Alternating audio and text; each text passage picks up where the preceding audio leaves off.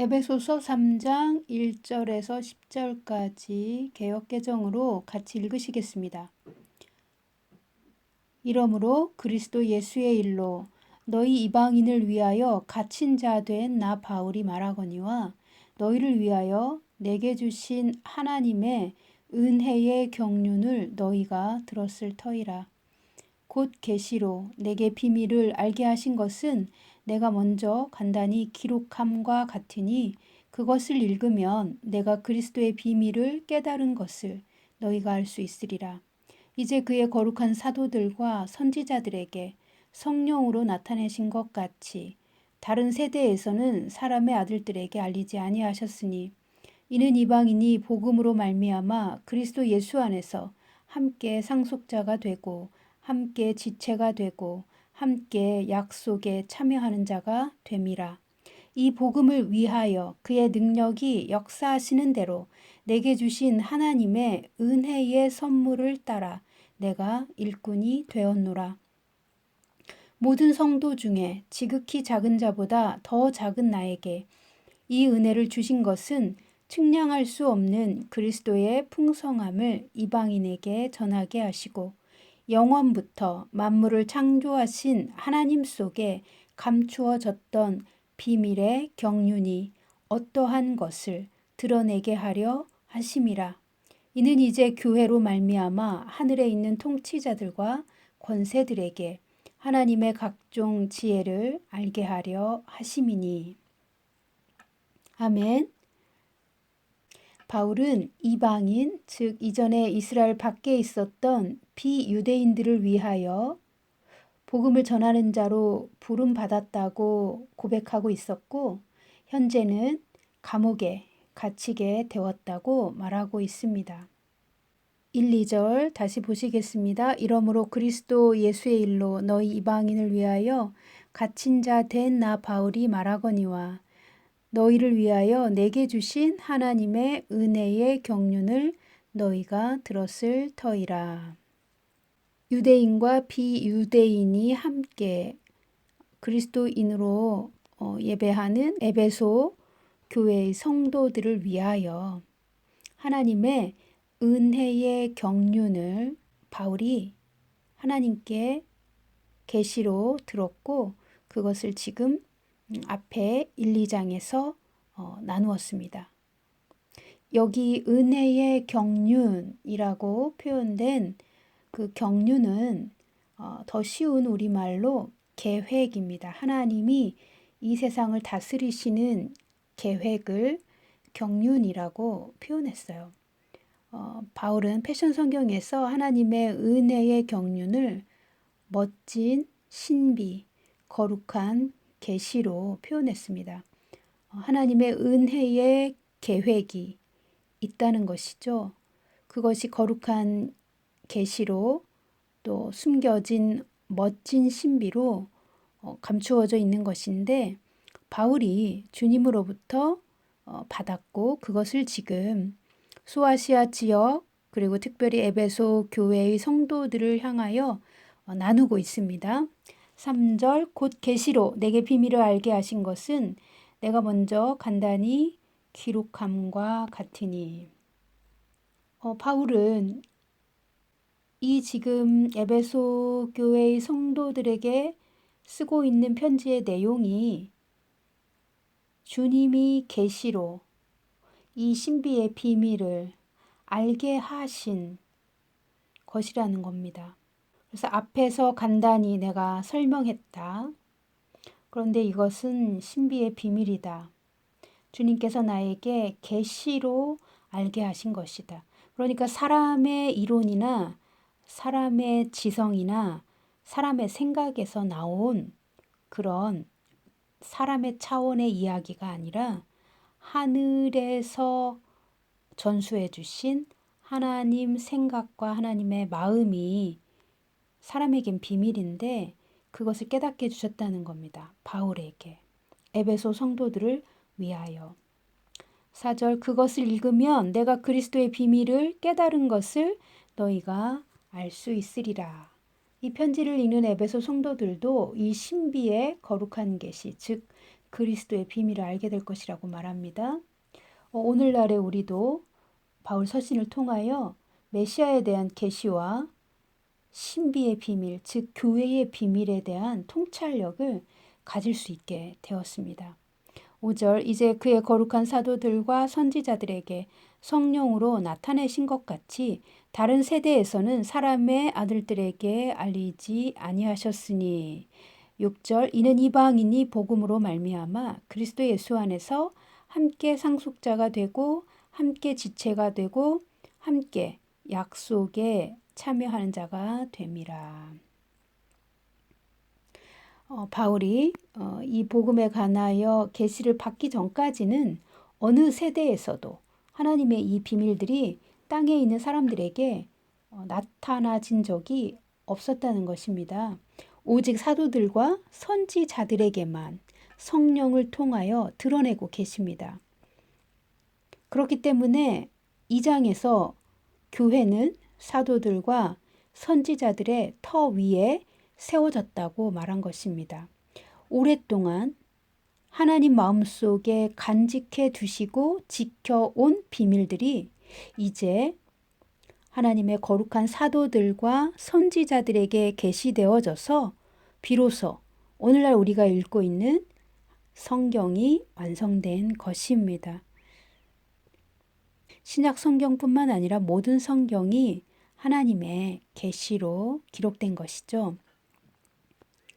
6절 이방인이 복음으로 말미암아 예수 안에서 함께 상속자가 되는 것이 비밀이라고 얘기하고 있어요. 그런데 이 비밀은 2절에서 말한 은혜의 경륜, 은혜의 계획의 내용입니다. 하나님의 은혜의 계획, 즉 거룩한 계시, 메시아에 대한 신비의 비밀들 안에 있는 하나님의 은혜의 계획이 있는데 그것은 이방인과 유대인이 복음으로 예수 안에서 함께 상속자가 되고 함께 그리스도의 몸이 되고 함께 약속에 참여하게 되었다는 것입니다. 우리가 이 장 앞에서 살펴보았었죠. 우리가 이전에는 이스라엘 밖에 있었고 구원도 없었고 상속자도 아니었고 약속들에 대하여는 외인이었다라고 바울이 말했었습니다. 그러나 이제 예수 그리스도의 복음으로 말미암아 비유대인도 유대인과 함께 예수 안에서 같은 약속의 자녀들이 된 것입니다. 7절 이 복음을 위하여 그의 능력이 역사하시는 대로 내게 주신 하나님의 은혜의 선물을 따라 내가 일꾼이 되었노라. 하나님의 은혜의 선물을 따라 내가 일꾼이 되었다. 하나님의 은혜의 선물 이것을 은사라고 생각하실 수도 있는데요. 에베소서에서 표현하는 은혜의 선물은 우리가 직임이라고 표현하는 은사와는 다른 차원의 교회의 기능을 말하는 것입니다. 교회 안에 있는 하나님이 주신 기능들이 있습니다. 교회의 기능을 담당하는 직임들이 있는데 그것을 은혜의 선물이라고 바울은 소개하고 있습니다. 패션 성경에는 이 7절을 이렇게 말합니다. 나를 통하여 역사하시는 은혜의 선물에 의해 이 위대한 소식의 메신저가 되었습니다. 바울은 하나님이 은혜의 선물을 자신에게 주셨는데 그 은혜의 선물 때문에 내가 일꾼이 되었다라고 말해요. 그 일꾼이라고 표현된 부분을 패션 성경과 다른 성경들은 메신저다 이렇게 표현했어요. 하나님의 메신저로서 내가 지금 에베소 교회의 성도들에게 하나님의 비밀의 계시를 전합니다. 이런 거죠. 나는 이방인을 위한 사도로 비유대인을 위한 사도로 부름받았기에 비유대인들을 향하여 특별히 이 예수 그리스도의 위대한 소식을 이 복음의 소식을 이 신비의 비밀을 알리고 있습니다. 이런 뜻입니다. 8절 모든 성도 중에 지극히 작은 자보다 더 작은 나에게 이 은혜를 주신 것은 측량할 수 없는 그리스도의 풍성함을 이방인에게 전하게 하시고 모든 성도 중에 지극히 작은 자보다 더 작은 자다라고 바울은 자신을 고백합니다. 왜 그렇게 고백합니까? 바울이 예수님의 구원과 예수님의 은혜를 받기 전에 주님이 바울을 선택하시고 구원하시기 전에 바울은 바리새인이었고 예수님을 대적하는 자였고 많은 그리스도인을 박해하고 죽이기도 한 어, 사단의 괴수였어요. 바울의 과거는 그랬습니다. 그래서 자기 자신을 지극히 작은 자 중에 더 작은 자라고 고백하는 것입니다.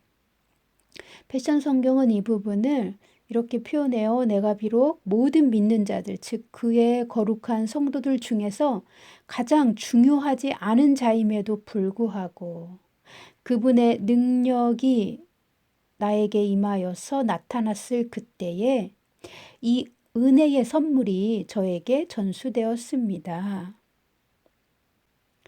이 은혜가 나에게 권한을 부여하였습니다.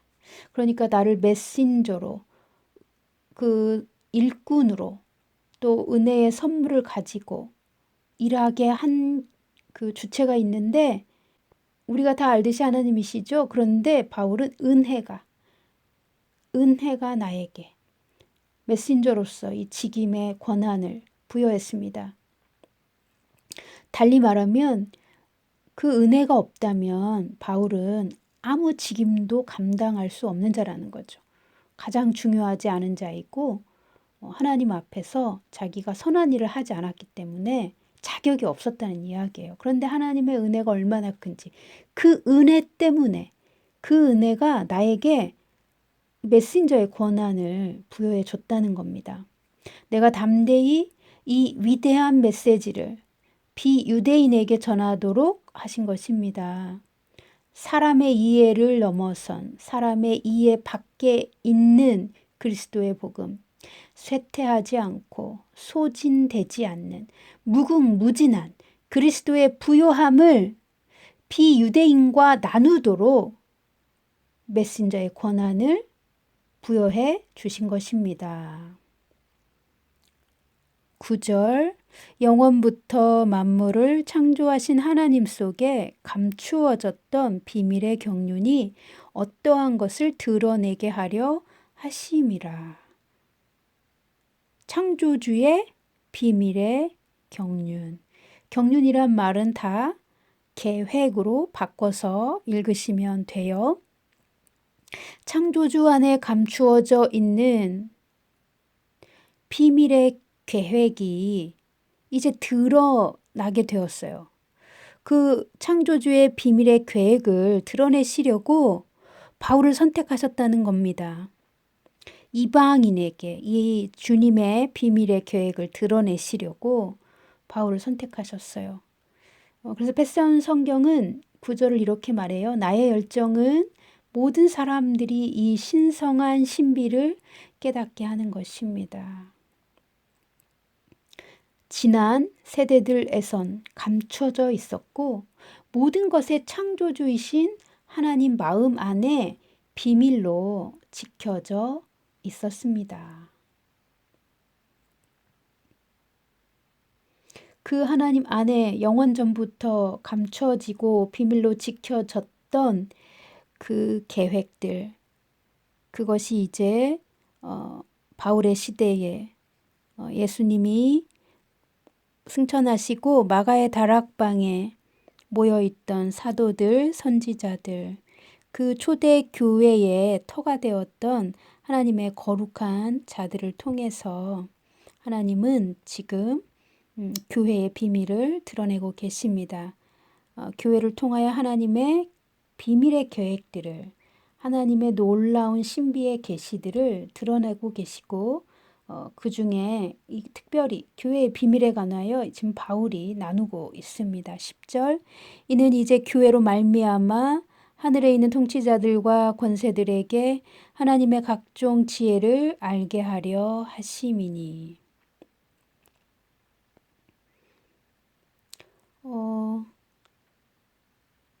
전의 세대, 그러니까 바울 이전의 세대에서는 한 번도 사람에게 드러난 적이 없는 하나님의 비밀, 신성한 계시, 예수 그리스도에 관한 그 계시들, 그 복음의 진수가 이제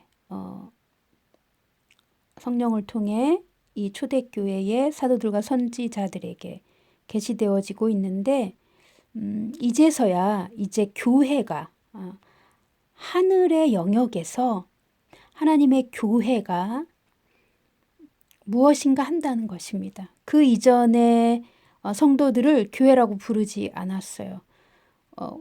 예수님이 승천하시고 예수님의 약속을 기다린 마가의 다락방에 모여 쉬지 않고 기도한 그 약속의 성령을 받으려고 기도했던 사도들에게, 그 당시에 사도와 선지자들에게 오순절 날 성령이 임하셨을 때 예수님의 교회가 탄생된 것입니다. 이 교회 안에 하나님의 비밀의 계획이 있다는 것이죠. 이제 이것을 나타내는 하나님의 목적이 있는데 하늘의 영역에서 모든 보좌들과 높은 지위의 천사들 앞에서 하나님의 충만하고 다양한 지혜를 교회를 통하여 계시하시는 것을 드러내려 하심이라는 것입니다. 하늘에 있는 통치자들과 권세들은요, 하나님 나라 안에 있는 하나님의 보좌 말고도 여러 보좌들이 있어요. 그 보좌들과 또 천사들의 계급이 있고 지위 체계가 있는데 높은 천사들 앞에서 지상에 있는 예수님의 몸인 교회가 참여하는 것입니다. 아직 완성되지 않은 교회가 예수님의 몸으로서 기능할 때 하늘 회의에 참여하고 하늘에 있는 존재들에게 하나님의 완전하고 충만한 다양한 지혜를 보여주는 존재로 쓰임받는다는 것입니다. 교회가 모든 것을 다 알고 있다, 하늘에 있는 존재들보다 더 많이 안다, 그런 뜻은 아닙니다. 하나님이 교회를 그렇게 사용하신다는 것입니다. 그러니까 교회가 하늘에서 감당하는 역할이 있어요. 근데 그 교회는 이 땅에 있어요. 교회가 현존하는 이 땅에서 하늘의 영역에 참여하는 존재라는 것입니다. 어떻게 그럴 수 있습니까? 우리가 1장 21절에서 봤죠. 모든 통치와 권세와 능력과 주권과 이 세상뿐 아니라 오는 세상에 일컫는 모든 이름 위에 뛰어난 이름이 예수 그리스도이십니다. 그 예수 이름 앞에 만물이 복종합니다. 예수님 발 아래에 만물이 복종하며 교회는 만물 위에 세워져 있고 교회의 머리는 바로 모든 이름 위에 뛰어난 최고 높은 자리에 계신 예수님이시라는 겁니다. 이 놀라운 신비죠. 만물이 예수님 발 아래에 있어요. 그런데 교회만 유일하게 만물 위에 있고 만물 위에 존재하는 교회의 머리는 예수 그리스도이시라는 겁니다. 머리와 몸이 하나이죠. 머리가 가고자 하는 곳으로 몸이 가는 것이죠. 머리가 결정하면 몸이 순종하는 것이죠. 그것이 교회인데 교회는 만물 위에 있어요. 만물을 다스릴 수 있는 위치에 있습니다. 그래서 하늘 회의에 참여할 수 있는 권한이 있는 것입니다. 예수님의 몸으로 교회가 하나님의 보좌 앞에 있는 모든 보좌들과 높은 지위의 천사들 앞에서 하나님의 완전하신 지혜를 드러내는 존재예요. 하나님이 교회를 통하여 계시하시는 것입니다. 하늘에 있는 존재들에게요. 그러니까 이 교회의 위치와 신분과 기능이 어떠한 것을 우리는 알아야 합니다. 오직 예수님과 하나 된 교회로서 예수님께 받은 모든 권세와 능력을 사용하는 교회가 하나님의 정부로서 이 땅에서 하늘에서 결정된 하나님의 뜻을 실행하는 정부의 역할을 합니다. 이 세상의 정사와 권세보다 더 높은 위치에 있는 예수 그리스도의 권세와 능력을 이 땅에서 행사하는 존재가 바로 교회인 것입니다. 예수 그리스도와 하나 된 교회는 이 땅에 있는 하나님의 에클레시아, 하나님의 정부로서 하늘 회의에 참여하는 권한도 있지만 하늘의 결정을 이 땅에 선포함으로 이 땅의 정부를 향하여 하나님의 계획을 실현시키는 그리고 변화시키는 존재입니다. 하나님의 교회가 하늘의 뜻을 이 땅에 선포할 때 실제로 만물이 듣습니다. 실제로 이 땅에 그 교회에 선포된 내용들이 이루어집니다. 그래서 우리는 교회가 하나님의 에클레시아로서 그 기능을 정상적으로 작동시키려면 하나님이 교회에 주신 은혜의 선물이 무엇이고 이것을 어떻게 사용하는지 알아야 합니다. 바울은 그 하나님의 은혜의 선물이 무엇인지 알고 있는 것입니다. 그 은혜의 선물을 따라 내가 그리스도의 일꾼이 되었다. 이방인을 위한 메신저가 되었다라고 담대히 선언하고 있습니다. 이 바울의 복음 전하는 자, 메신저의 직임은 하나님이 주신 것입니다. 하늘에서 결정한 것이에요. 사람이 그 직위를 부여해 준 것이 아니에요. 바울은 패션 성경에서 은혜가 나에게 권한을 부여하였습니다 라고 말해요. 이것을 그냥 우리 표현으로 하자면 하나님이 나에게 이 직임을 주셨습니다. 하나님의 은혜가 나를 이 메신저의 자리에 세우신 것입니다 라고 말하는 것입니다. 교회도 하늘로부터 이 권한을 부여받은 예수님의 몸으로서의 권세와 능력과 지위가 있는 것입니다. 제가 앞으로 에베소서 4장에서 은혜의 선물이 무엇이고 교회는 어떻게 기능해야 하늘의 정부로서 이 땅에서 예수님의 몸으로서 자기 본분을 다할 수 있는지에 대해서 다음 시간에 4장 할 때 나누겠습니다. 모든 성도에게는 하나님이 주신 은혜의 선물이 있습니다. 모든 성도는 하늘로부터 부여받은 소명이 있어요. 모든 성도는 하나님의 교회로서 각자의 기능이 있습니다.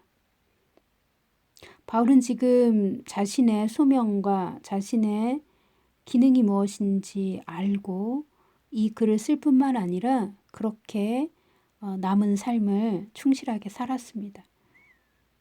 우리가 예수 그리스도 그분이 누구이시며 우리가 예수 그리스도를 통하여 받은 구속의 보물이 우리 안에 있고 우리 안에 있는 그 구속의 보물은 어떻게 역사하며 우리에게 어떤 약속과 능력들을 주는지 우리가 많이 묵상하시고 우리가 과연 어떤 존재인지 진리 안에서 분명히 알아야 합니다. 뿐만 아니라 우리가 하나님의 교회 안에 있는 함께 연결되어 살아서 역사하는 살아계신 하나님의 성전, 움직이는 하나님의 교회로서 우리가 어떤 존재인가, 성도 한 분 한 분이 교회로서 함께 연결되어 있고 함께 기능하는 존재인 것을 우리는 알아야 합니다. 앞으로 이것들을 또한 나누겠습니다.